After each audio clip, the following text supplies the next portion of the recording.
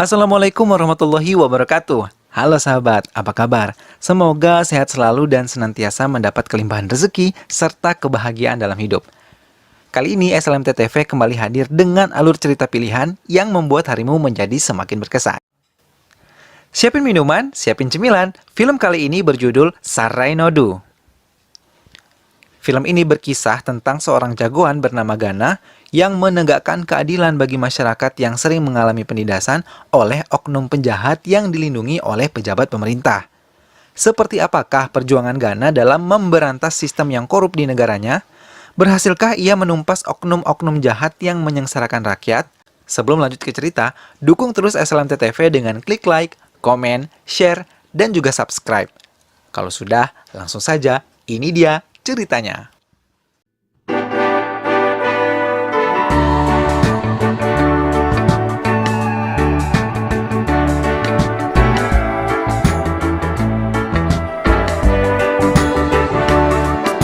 Di sebuah tanah lapang, terlihat seorang bapak tua berbaju putih tengah bersantai.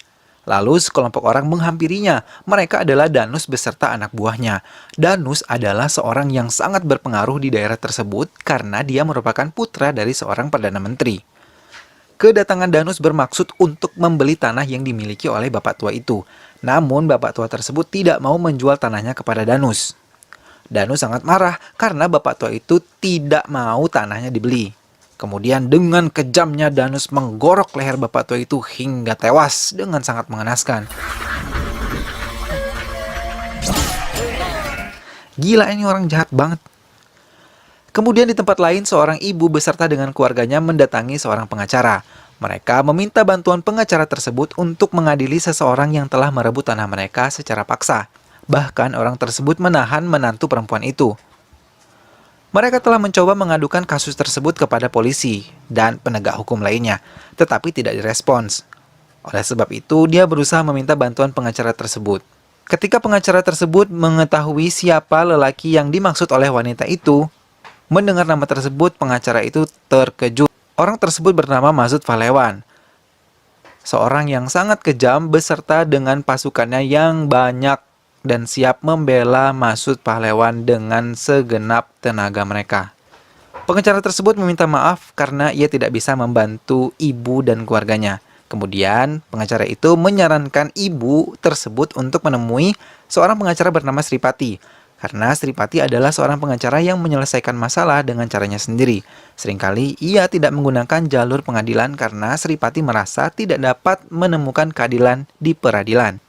Sripati adalah paman dari Gana. Sripati dan Gana pun akhirnya membantu ibu tersebut menyelamatkan menantunya.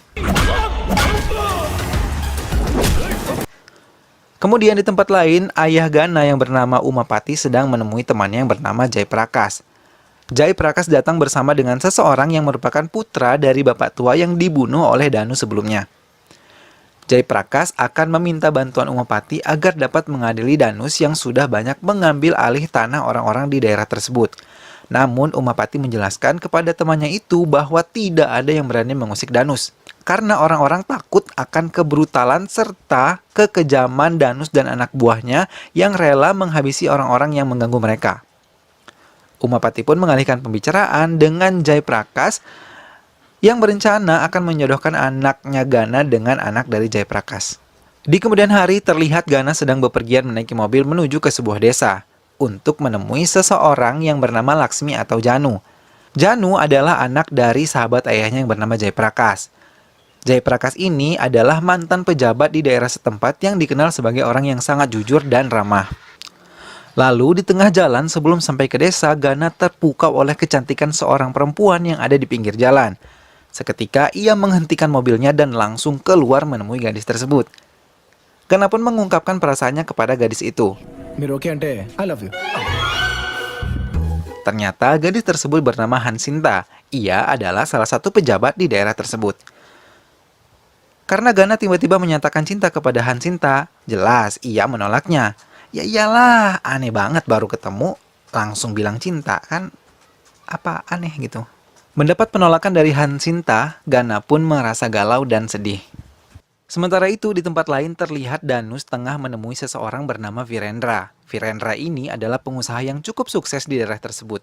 Ia datang menemui Danus untuk meminta perlindungan hukum, karena baru saja Virendra ini membunuh seorang wanita yang ia perkosa. Kurang ajar banget nih orang. Danus pun bersedia membantu Virendra dengan syarat Virendra memberinya sebidang tanah yang dimilikinya. Virendra pun setuju, ia memberikan tanah kepada Danus untuk mendapatkan perlindungan. Sementara di tempat lain, orang tua dari perempuan yang diperkosa oleh Virendra datang menemui Hansinta.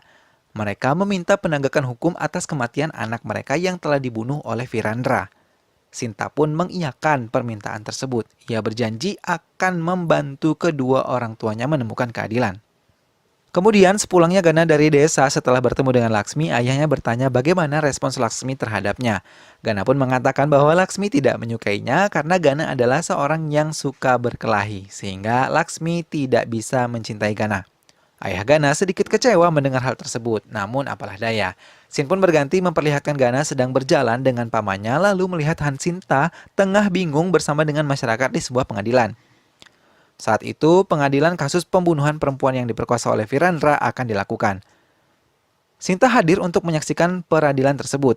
Kemudian, karena penasaran, Gana dan pamannya pun ikut menyaksikan persidangan itu. Di sana terlihat kedua orang tua korban sedang berada di depan hakim menunggu pengacara mereka datang. Pengacara tersebut membawa semua bukti pembunuhan anak mereka.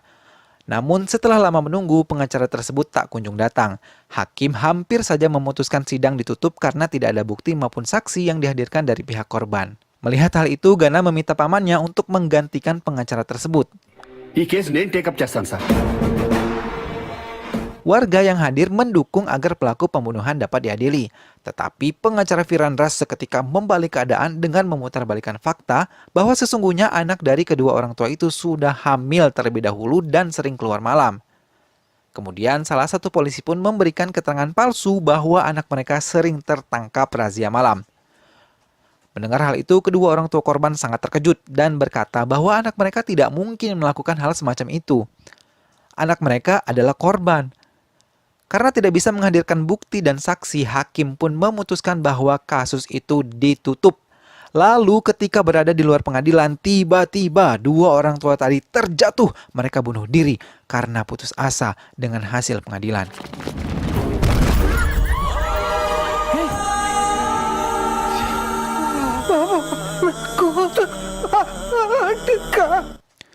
Semua orang terkejut. Gana pun berusaha menyelamatkan bapak tua tersebut, namun sayang ia sudah mati saat Gana ingin memasukkannya ke dalam mobil. Begitulah keadaan pengadilan di tempat tersebut yang tidak memihak orang yang lemah, alias hukum tumpul ke atas dan tajam ke bawah. Sama banget lah kayak di negara mana gitu ya kan. Kemudian pada kesempatan lain Virendra sedang enjoy di sebuah diskotik. Lalu Gana datang dan memberikan sedikit pelajaran kepada Virendra ini. Gana pun menggunakan sepatu roda yang sangat elegan dan menghajar Gana beserta orang-orangnya di diskotik tersebut.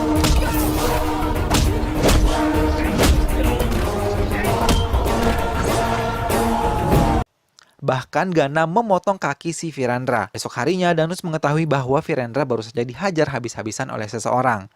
Ia sangat marah. Danus bertanya siapakah yang sudah melakukan ini. Namun tidak ada satupun dari orang-orang mereka yang tahu siapa yang sudah melakukan hal tersebut kepada Virendra. Sementara di tempat lain, Gana bersama dengan ayahnya menghadiri acara pensiunan seorang perwira polisi yang bernama Rajit. Tak lama kemudian Danus beserta dayang-dayangnya alias pasukannya datang ke pesta tersebut. Otomatis Danus bertemu dengan Gana di situ untuk pertama kalinya. Mereka pun saling tatap dengan tatapan sinis penuh permusuhan. Danus pun menyadari bahwa dari tatapan matanya Gana sangat tidak menyukainya. Lalu di sebuah kuil terlihat Gana tengah berjanji untuk tidak berkelahi lagi. Tetapi tiba-tiba terjadi sebuah ledakan yang sangat heboh sampai menerbangkan dua mobil bus. Gila, buset. Kemudian dari balik asap ledakan muncul Janu yang sedang berlari dikejar oleh sekelompok preman. Janu bahkan sempat dilempar dengan sebuah besi sampai terjatuh. Melihat hal tersebut, Gana merasa geram dan ingin menghajar para preman tersebut. Namun ia dihalangi oleh Hansinta. Melihat kebrutalan preman tersebut, Gana meminta Sinta untuk melepaskannya. Akhirnya Gana pun mengambil tombak dewa dan melemparkannya kepada salah satu dari preman tersebut. Sejurus kemudian Gana langsung menghajar mereka satu persatu dengan gagah berani. Akhirnya para penjahat itu pun satu persatu tumbang dikalahkan oleh Gana yang begitu perkasa. Janu bercerita tentang kejadian sebenarnya ketika Gana datang menemui Janu pertama kali. Di sana ternyata Gana tidak bertemu dengan Laksmi karena Laksmi sedang diculik oleh seseorang yang bernama Obul Reddy. Hal ini akibat perlawanan Laksmi pada sebuah perusahaan minyak milik Obul Reddy. Obul Reddy adalah anak buah Danus yang juga merupakan pemilik perusahaan minyak yang mengambil alih tanah milik warga sehingga membuat warga sengsara. Gana pun datang menemui Obul Reddy dan menyelamatkan Janu. Di sana, Gana menghajar habis-habisan Obul Reddy beserta anak buahnya.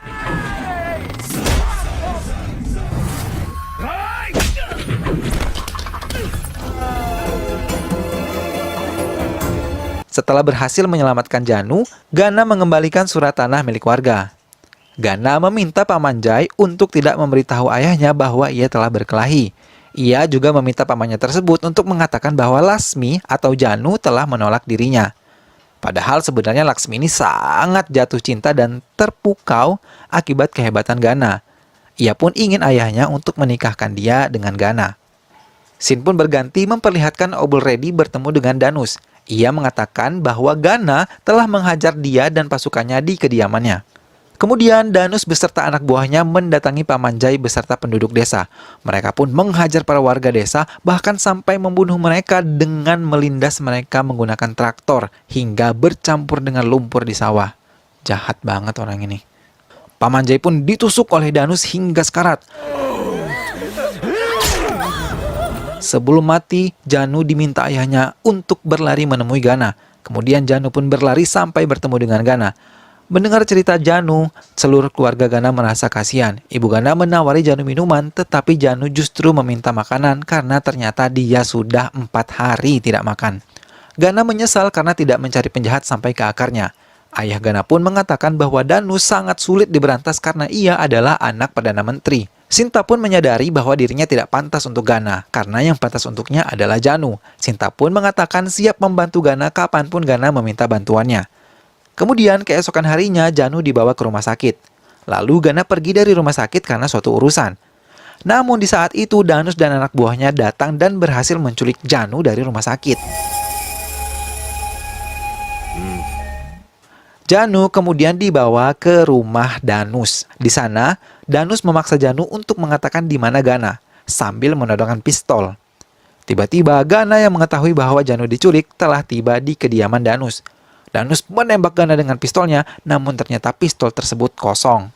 Gana akhirnya maju dan menghajar seluruh anak buah Danus. Ia berkata bahwa anak buah yang lain sudah dia bunuh, hingga kini hanya tersisa Danus. Kemudian Gana menyiram Danus dengan bensin dan meminta Janu untuk membakarnya.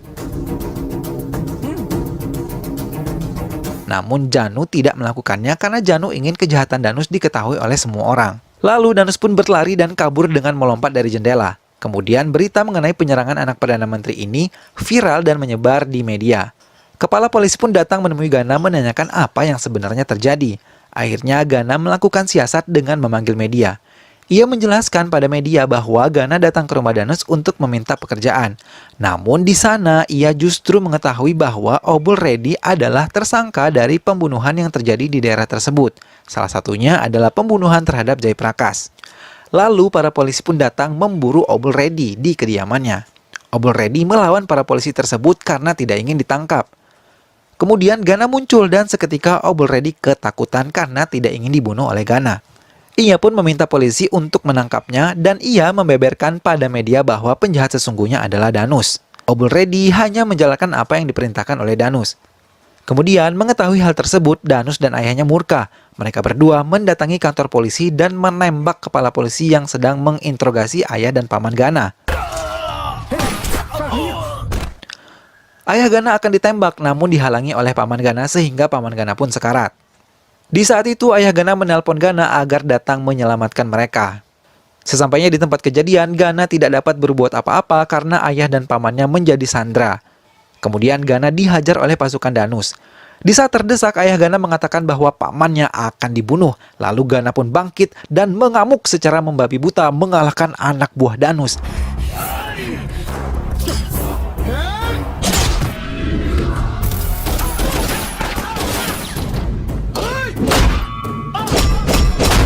Bahkan ia pun berhasil membunuh Perdana Menteri yang merupakan ayah Danus. Gana berhasil menyelamatkan ayah serta pamannya. Ia meminta sedikit waktu kepada pamannya untuk membereskan para penjahat lalu membawa pamannya tersebut ke rumah sakit. Kemudian Gana kembali bertarung dan menghabisi anak buah Danus hingga hanya ada dia dan Danus yang tersisa. Di saat itu Gana mengambil kapak dan melompat lalu memenggal kepala Danus. Danus pun tewas seketika. Mampus loh. Gana pun membawa ayah dan pamannya ke rumah sakit. Dan ketika mereka sadar, ayah dan pamannya memberikan keterangan kepada media bahwa Perdana Menteri dan orang-orang Danus diserang oleh teroris. Sementara di tempat lain, Gana bercerita dan mengarang terkait kronologi pembunuhan Perdana Menteri. Gana pun berkata bahwa Perdana Menteri mewasiatkan agar dirinya digantikan oleh Han Sinta. Semua orang pun bahagia dan film pun selesai. Begitulah alur cerita film Sarai Nodu. Sebuah kisah heroik yang sangat memukau dan memanjakan pemirsa yang haus akan keadilan. Semoga kita dapat mengambil hikmah dari film ini ya sahabat. Terima kasih sudah menonton video ini sampai akhir. Terus saksikan video SLMT TV yang lain ya. Jangan lupa klik like, komen, share, dan subscribe-nya juga. Sampai jumpa di video selanjutnya. Wassalamualaikum.